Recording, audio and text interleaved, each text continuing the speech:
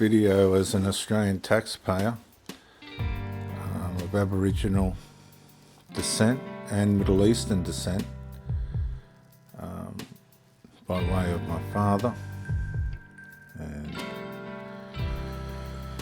what I saw today was a minority march across the Sydney Harbour Bridge and partially back, sending a message to the world that was not based on the majority of Australian beliefs. Now, a lot of Australians are misinformed. A lot of the protesters are misinformed or underinformed. A lot of the politicians, evidently, given the evidence on the ground in Gaza and Palestine, are misinformed. And I've got no reason to be partial or pick sides. That's not going to help anybody. But what I think I need to do for Australia is apologise to our allies, mainly Israel, and the USA for the way our Prime Minister Albanese appears to be negligent. I guess based on the back of the fact that he had said bad things about Donald Trump and that his history is that of a pro-Palestinian protester. I want to apologise to our allies, America and Israel. Not that I just want to do that to get my conscience clear. My concerns for this country are growing through immigration. Immigration, not because you don't want people to come in, but simply because there's nowhere for anybody to live. We can see in the UK that the government, in its corruption's putting illegal migrants into hotels and things, and like a holiday, when you go for a holiday and you pay for a hotel, you're getting the free buffet meals a day and all that. I don't know exactly, we're not at the bottom of exactly what they're doing with the immigrants that have nowhere to live in Australia. I hope they're not bunging all that on at taxpayers' expense. When I watched this protest today, they said that there's a genocide going on in Israel and that there's starvation, a genocide of Israel going on in Gaza, and a genocide of the Palestinians. Now you've got to make sense of all of this based on the evidence. Why would Israel feed Palestinians, feed the Palestinian civilians? And they say, they're trying to say there's starvation when there's probably pockets of starvation for whatever reason, but it's not because of Israel. How do you make a comparison here? There's 600 truckloads of undelivered food aid sitting on acres that the United Nations has refused to deliver because they're in cahoots with Hamas. And if Hamas ain't delivering it, then they're not delivering it. They're not making profit. They're selling it. And you do your own homework. But the food aid in Gaza is plentiful. Now, there might be reasons why some people aren't getting it, but it's not deliberate. When you look at it, you look at the ruins of Gaza, you look at the ruins of Berlin in the Second World War.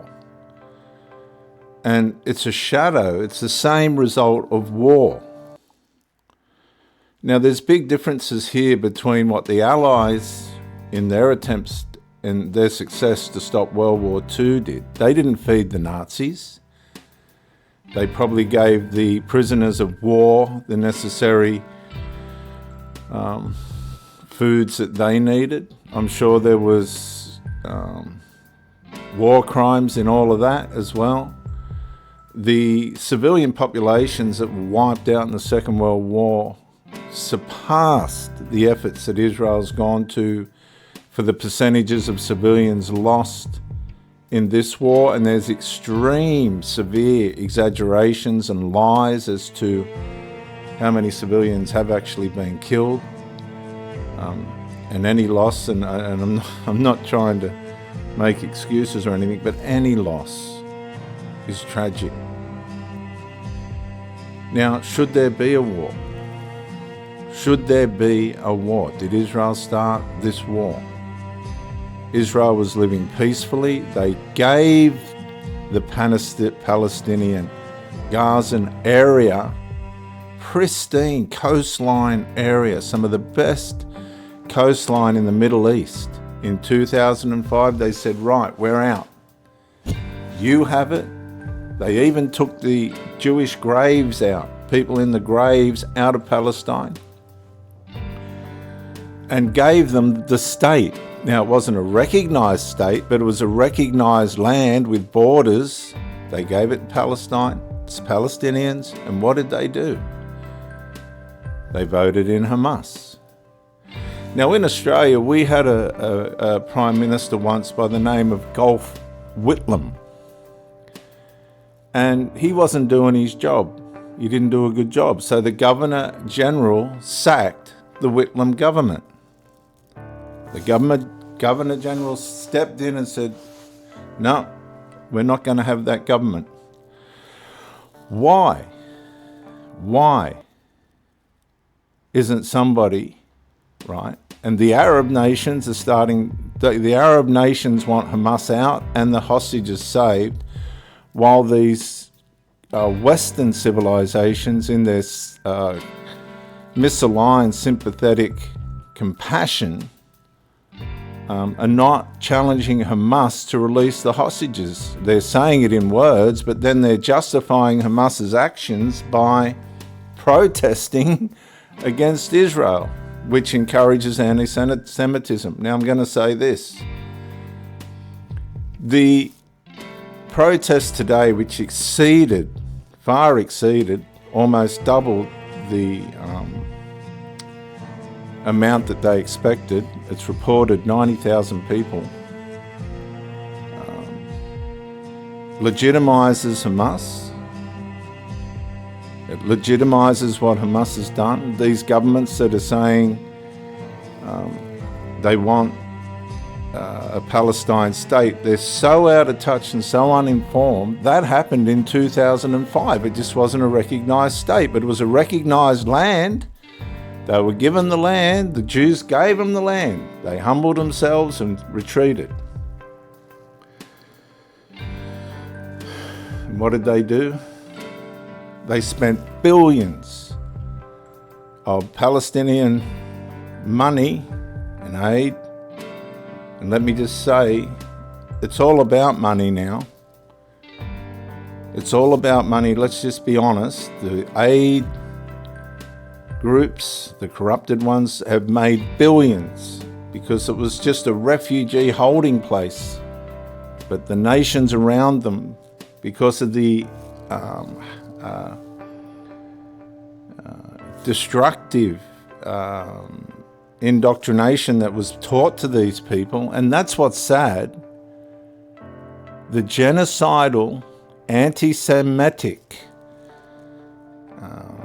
culturalization placed into the minds of these people has caused the neighboring countries, Egypt, Jordan, Syria, etc., not to allow these people to integrate into their communities. Now, if you look at where these people, and I'm talking about the radical fanatic Islamists, not your everyday Muslim, they're wrecking the areas in which they live because they can't, and they're raping women and causing crime and torching Jewish synagogues, and this is happening in Australia now. I would never have thought this had happened in Australia, but it is.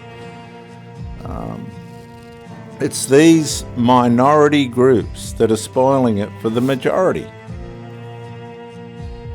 Right, because the majority of people do want peace. Now, the Palestinians, right, They say 80% of the Palestinians believe in Hamas.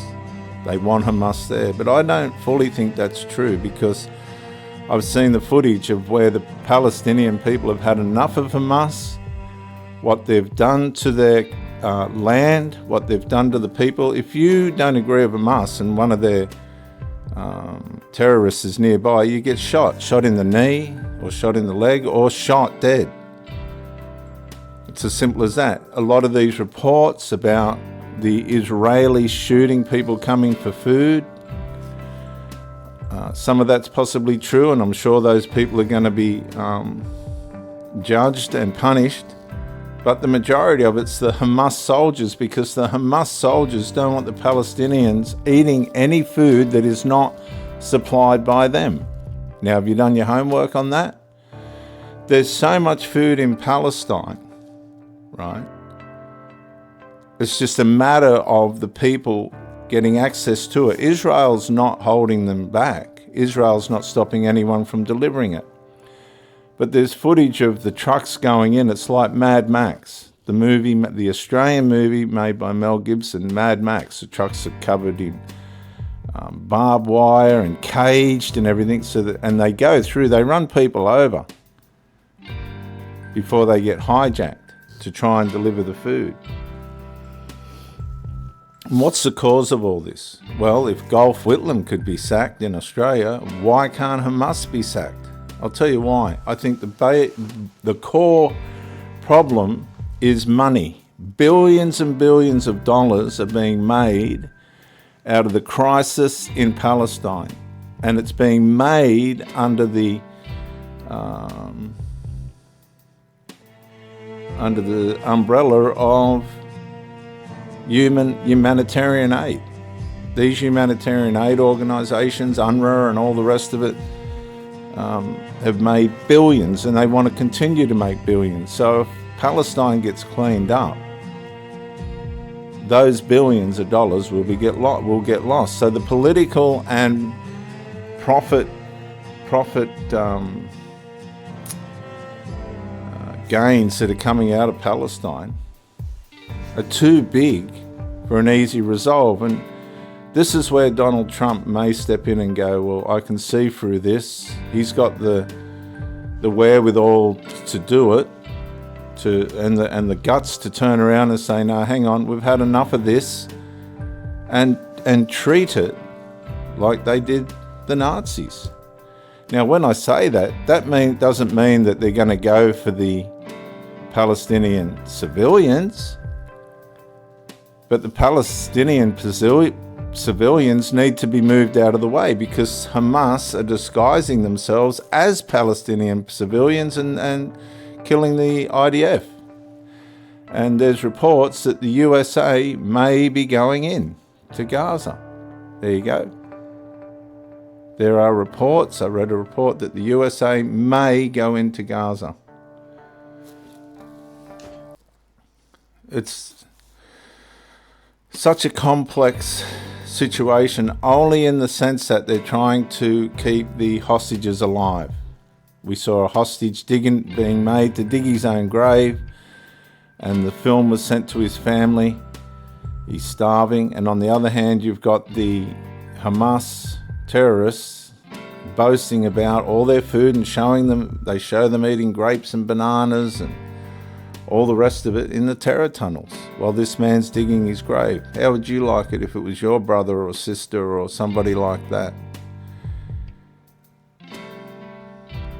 One day Australia could be invaded.